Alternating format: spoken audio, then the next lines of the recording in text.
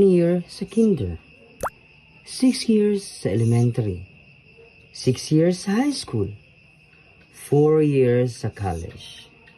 Total, 18 years na pag-aaral. Nag-apply ka ng trabaho dahil tapos ka ng mag-aral. Requirements, diploma, TOR, resume, in situ or in situ, barangay clearance, police clearance, NBI clearance, birth certificate, valid IDs, medical certificate, drug test, SSS number, PhilHealth number, Pag-ibig number, BIR number, work experience, at dapat ikaw ay with pleasing personality.